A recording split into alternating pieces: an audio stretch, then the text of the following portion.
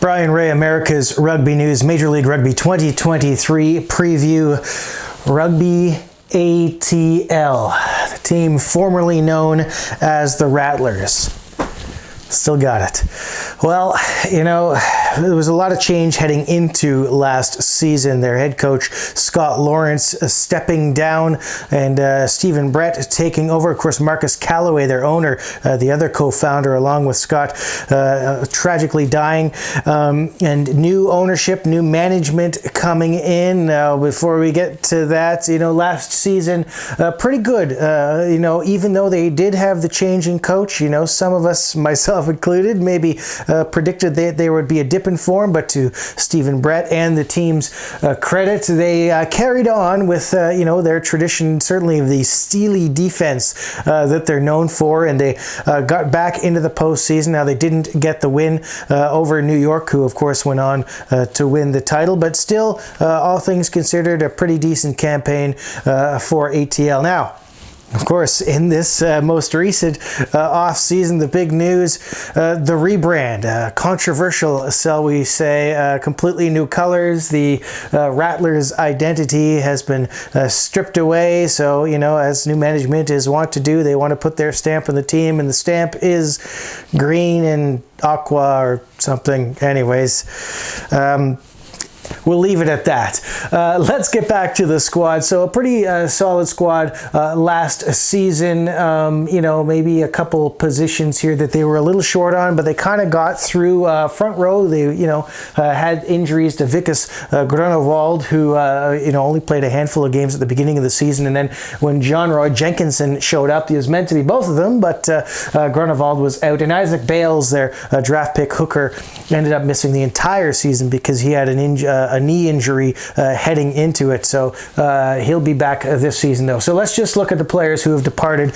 And as we're going to see, not a whole lot of departures, really. Obviously, the most important one for them is Marco Yancey van Rensburg, their outstanding hooker. He's been, you know, arguably the best hooker in MLR last season and maybe the last couple seasons. He has returned to South Africa, so that is certainly a blow for them. John Sullivan, you know, is really a stalwart in MLR. If you think about him, he started as a loose forward with NOLA, and you don't really see a lot of players at that age switching successfully to the front row, and you have to say he did a pretty good job, all things considered. You know, we were initially transferred to loose head prop and then made the switch over to tight head, so pretty rare to do. He has now opted to retire, so Sully, good shift, my friend. Connor Keys, moving to the New England Free Jacks, the second Canadian team. And Evan Minturn heading to England to play for Doncaster Knights in the championship. Pretty good player, maybe a little bit underappreciated. He, you know, played one season with New York, then went to ATL, lock, blindside flanker, number 8. Always liked the way he played. Justin Basson was supposed to leave, announced as a leaver. They gave him a little thank you, but lo and behold, just a couple weeks before the season, he announces, "Hey, I'm back. I'm sticking around anyway." So that's a big addition, if we can call, or a big you know, about face, we'll say, from Justin Basson. ATL fans certainly pleased with that. And Connor Cook opting to retire, one of the better you know, flankers, I think, that weren't capped by the Eagles over the years. He was really excellent. MLR, certainly with the Raptors, and then with ATL. Now I had him down here as the second open side, but he really started an awful lot on the blind side flank. But he was Matt Heaton, his main backup at open side last year, as well as the starting blind side. Jason Dom, by the way, also had missed a lot of the season with number 8. It was actually Damon Torres who started most of the time at 8 and also did a pretty good job as well. Looking at scrum half, Eamon Matthews has gone to New York. Didn't get a whole lot of playing time with ATL. Ryan Nell, their co-captain, he had that knee injury while playing in South Africa, and maybe just lost a half step. And Terengatira Waitokia kind of leapfrogged him in that number 13. I mean, he had played on the wing and fullback, but he really settled in at number 13 last season. So Ryan Nell has left. Not sure if he's playing on or not. And Joaquin de la Vega Mendia was outstanding. Argentine, utility back, plays 10 or 15. He was playing fullback mostly with ATL last season. He's now gone back to Argentina playing in Super Rugby Americas. So he's gone. And Cole Davis, their big Canadian winger, he's moved to the Toronto Arrows. So there you go. Not a whole lot of departures. You look at that, big chunk of the squad, most of the starters returning. Marco Jens van Rensburg stands out as the real loss to this side, kind of an irreplaceable one as well. So there you go. That's the remnants of 2022. Now we're going to look ahead at the newcomers for 2023. So who has replaced the irreplaceable Marco Jens van Rensburg? Well, they got Ben Strang, this youngster out of Manawatu. Interesting addition. He's quite young. I think he's about 21 years old. He hasn't actually started an NPC game yet. He does have a couple seasons under his belt, though, there. But so he has come in. We're going to slot him in there. Signed, I think, is a 3-year contract. So he's planning on sticking around at an ATL anyways. Not necessarily going to be the starter, but we'll talk about that once we get to our match day 2023. We don't have any new props coming in. So we're just going to slide Lincoln CE up here. He didn't get a lot of playing time last year, but he did tour with the USA Falcons in the off season. So should see a little bit more time this year. So again, we've got Alex Mon, Will Burke, Jonas Petrakopoulos at loosehead prop. Alex Mon played a fair bit of hooker last year, but he'll be concentrating on loosehead this season. Tion Erasmus returning, and Isaac Bales fit again over that knee injury, so that's good to see. He played with the ATL Academy, formerly known as Pathway 404 in the American Rugby Premiership.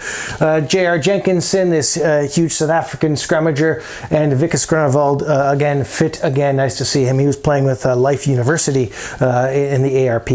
Johan Momsen, Justin Basson returning, the outstanding second row duo, maybe one of the best lock pairings in Major League Rugby. And by the way, I've got them at 4 and 5, like left lock, right lock. But when they actually play in the games, Momsen wears 5 and Basson wears 4. Why? Because in South Africa, traditionally the right lock wears 4 and the left lock wears 5, whereas in MLR it's more common to see the other way around. But so there you go, a little bit of trivia for you. 3 new locks actually coming in. Jordan Brown, an Australian guy, big, he's about 6'7", another youngster, but he spent the past year, I think it was with Leeds Beckett in England's University League, the Bucks Super League, as it's kind of known. So we're going to stick him in there. And Nahuel Milan. Now, I think what has happened is when Basson said he was leaving, they needed a big Clydesdale to fill in the second row. So they went and got Milan. He'd been playing with Peñarol down in the Superliga, the South American competition. 6'7", 280 pounds. He's played for the Argentina 15. So they grabbed him, but then Basson is back. So all of a sudden they've got 4 big import locks here in their stable. But they also picked up in the draft Matt Gelhaus out of Kutztown, first round pick for ATL. So pretty handy. I think he's played for USA U23s as well. So I know speaking to a lot of people that think he's probably the best young American lock, certainly to come out of that draft anyways. And looking at the back row, no new additions. So that's particularly interesting because there's a bit of a hole here. There's no backup open side for Matt Heaton, the captain. And if anybody has seen the way that Heats likes to play, he's not one to put his own personal safety in any kind of thought process before he steps on the field. I mean, he is a very physical player, known for his tenacious defense and his leadership qualities. But, when you play that kind of a style, you are susceptible to injuries. And he had a couple bumps last year, maybe you take a knock to the head or just a bang in the shoulder here and you miss a game or two. Who's going to fill in at open side flanker? They do not have a natural open side replacement here. What they've done in the preseason, they had Damon Torres lining up at number 7. Not at all a like-for-like replacement there. He's more of a 6 or 8. So that's an interesting recruiting decision. I mean, maybe they could play Strang there. He's certainly on the smaller side when it comes to hookers, but again, that's hardly ideal, is it? And Freddie Henry at Jadua only played a couple games last year. Absolute physical specimen. Now, he had an excellent American Rugby Premiership campaign, made the dream team in that competition in the offseason. So interesting to see how he does. A former professional football player. Mostly a blindside inside flanker. He was kind of in the extended squad last year, elevated to the senior group this year. Vili Heilu, newly minted U.S. Eagles representative, so he's got to step up to that expectation now. Jason Dahm, fit again, also making his Eagles debut last year. Ross Deacon continuing on. So, you know, a good back row, but that no backup 7 is concerning. We're throwing Torres there, but that's kind of getting the square peg in a round hole, right? Scrum half, Ryan Reese returning, another new Eagles select, and Rowan House again returning. Those two do a lot of rotation. Newcomer coming in, USA U23 select coming out of Lindenwood, Evan Conlon. A lot of people think that he could be challenging these two for maybe a starting role towards the end of the season. Maybe we'll see how it goes. Kurt Coleman and Duncan Van Skalkvik are returning at 10. They'll do a lot of rotation as well. You know, I've always liked DVS as a scrum half, but he's really concentrating on fly half these days. And if they're looking for a third choice at 10, it would probably be Martini Talapusi, who has never failed the side at any position they've called him to perform at, maybe at fly half, the midfield, at fullback, but he just keeps running into injuries, unfortunately. So maybe this is the season where we finally get through a whole campaign with him in one piece. It'd be nice. He's a good player, underrated, I think. The midfield, Will Leonard and George Barton, your two crash ball centers. They actually had Leonard playing a little bit of 13 in the preseason because Waitokia wasn't in there. I mean, he's a clear crash ball 12 to me, and a very good one at that. So be interesting to see what they do. Maybe they're trying to move that point of attack a little wider. I don't think so. I think once Waitokia is fit, which he might be now or soon anyways, they'll go back to 12 and 13. George Barton, a pretty like-for-like switch for him. A new midfielder coming in, Seth Purdy, Canada U20 select. He was playing with Cal Berkeley. Normally had played 12 there, kind of a playmaking inside center. Good hands on him. Can also play 13, so he's stepping in there. Waitokia, we've mentioned him, really settling in at number 13. Can also play wing or fullback. Very handy. Harley Davidson returning. Austin White returning. Nolan Tuamaholoa returning on the wing, picking up USA Eagles 7s honors during the offseason.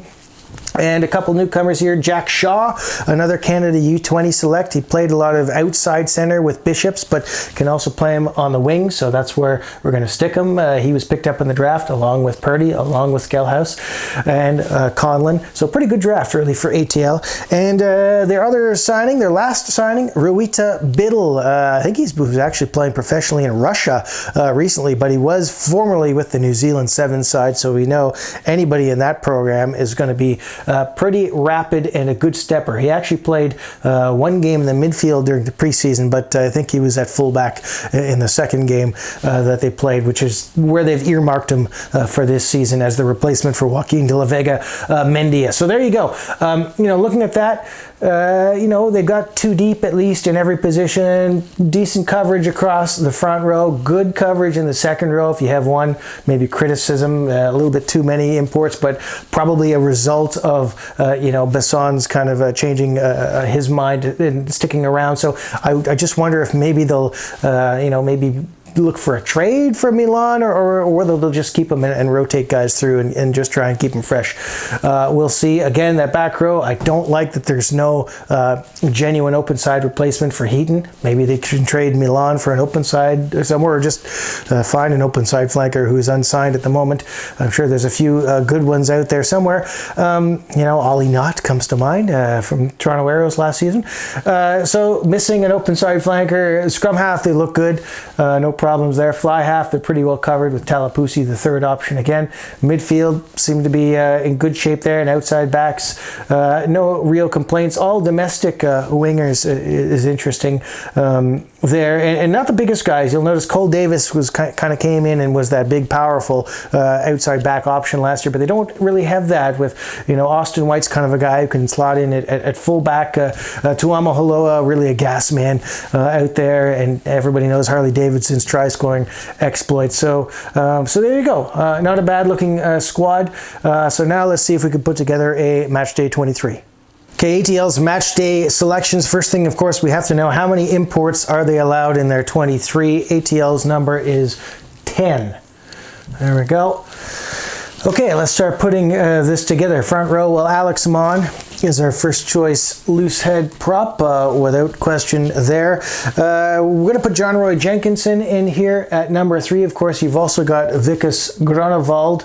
We'll just do the rest of our squad before we decide exactly where he's going to go. Our second row, obviously, we've got Johan Momsen. We're going to put him in the jersey that he actually wears. That's number 5, and Justin Basson in at number 4. Back row, I mean, the starting back row has got to be Vili Halu and Matt Heaton and Jason Dahm, all internationals at this stage. I've left out our hooker. Well, there's a decision. Do you put Strang, the youngster, in, inexperienced, or do you put Tiana Rasmus, who's, you know, a bigger player and a veteran at this stage, played with the team last year? I think that's the decision that they will go with, is the more experienced guy, Erasmus, at 2. At 9, well, we'll go with Ryan Reese at the moment. Kurt Coleman, when he's fit, is usually their top guy at number 10. 12 and 13, we'll go with the incumbents, Will Leonard and Te Rangatira Waitokia. We'll go with the incumbents also on the wing, Harley Davidson and Austin White, although I do definitely think that Nolan Tuamo-Haloa is in the mix and might even pip one of these guys to the starting role, so we'll just kind of stick them there for now. And at fullback, Ruita Biddle. So they're allowed 10 imports. How many are we at? 1, 2, 3, 4, 5, 6, 7, 8. Okay, so we've got a little bit of versatility here as far as the bench. We can put 2 imports here. So who are we going to put? Well, let's start with Will Burke. He's not an import, so that's good. He's our backup loose head.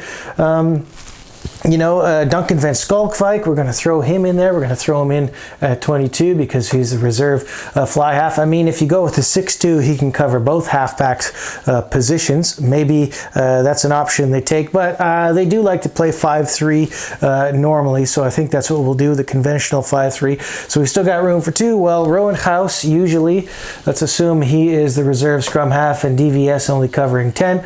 Okay, so now we've got 1 import slot left. Do we put Strang in here, and then we can't pick any more imports, and we'll have to put Lincoln CE in here as our tight head prop, and then second row, that would mean Matt Gelhaus probably getting named there. He did play in the preseason, so that's good to see. And then your list forward, you're probably looking at Damon Torres. And then we need another back here. Probably go with Martini Talapusi because he's super versatile, can play 10, 12, 15. You've already got DVS for 10, but you know, Talapusi does help. In the midfield, Waitokia can play anywhere in that back line. So that pretty much covers the bases. Now, you could take Rowan House out and put in Evan Conlon. That opens up an import slot, and you can take the less experienced Lincoln CE out and put in Vikas Grunewald. Then you get your 2 big South African tight heads in the match day 23, which I think is optimal. You know, the thing at hooker is your third option is Isaac Bales, who's completely inexperienced at MLR level. I'm sure he'll get in some game time this season, but that's a big risk as far as your main lineup goes. I think they want to get Strang in there, so you're probably going to see him there more times than not. And, you know, other options, of course, you got your other second rows too.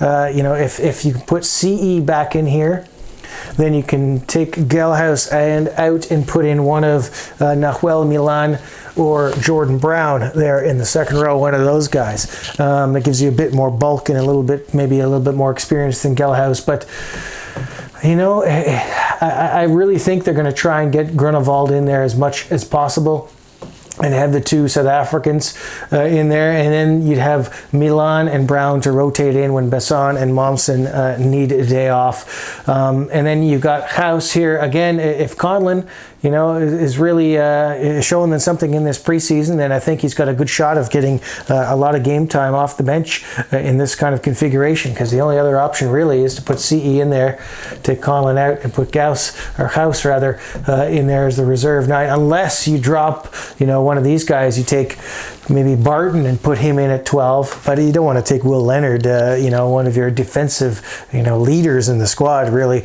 out of the lineup. I'm sure Barton will rotate in there occasionally, and Barton probably has a decent chance of getting a fair bit of time off the bench as well, you know, because really it's a center that you need most in that slot. So yeah, that's pretty much it. Of course, you got Ross Deakin as well. I mean, you do have that option, maybe Gelhaus out. Torres has filled in at lock, or you could put, Vili Haleu there, kind of makeshift locks. Not ideal, really. Personally, I'd prefer to see Gelhaus in there, get him some game time. He's a genuine lock. We need more young American locks putting their hand up for international selection, so that's what I would prefer to see. So there you go. Some interesting decisions with that import limit, particularly in the second row and the front row, where you really want to get Vickers and Jenkinson in there, but you're going to have to make some compromises to do that. So some interesting selection decisions ahead for ATL. I think overall, looking at this squad, it almost looks identical to last season, doesn't it? When you look at this lineup, what are the changes from last year? Well, Marco's gone, and you've got Erasmus moving up into the starting role. Aside from that, Joaquin de la Vega Mendia is gone, and Ruita Biddle has come in. But other than that, it's pretty much the same thing, right? And you just kind of wonder, have ATL really kept pace with everybody else who is, just added on to their lineup? Every team has lost some good players as well. But have they kept the pace in that recruitment front? Losing Connor Cook and choosing not to replace him, to me, is a big error. You really need somebody to give Heaton at least a couple days off this season, and I'm not sure that look, Damon Torres can do a job. There's no question about that. He's a good player, but again, you're missing a lot of pace and leadership when Heaton comes off. I think maybe a slot Haleu to open side and put Torres in the blind side. I don't really know, but not ideal in any event. Erasmus is a good player. Certainly he'll be U.S. eligible next season, but Marco Jens van Rensburg, arguably the best hooker in the league last year, significant loss. So for me, this ATL side, not quite as deep and as good as we saw last year, and probably could have used a couple other new guys coming in. So for me, because of that, I just don't see them quite in the same place as I see New York, New England, and New Orleans, who have had significant upgrades as we've seen. So I'm putting these guys in that 4, 5, 6 bracket, along with Toronto, and Old Glory DC is not quite making the push for the playoffs, but certainly competitive. They're not going to be an easy team by any stretch. This lineup, this starting 15 is still a formidable outfit. So looking forward to seeing them this season. Anyways, it'll be interesting seeing them in the new colors. And there you go. Rugby ATL Major League Rugby 2023. Let me know what you think.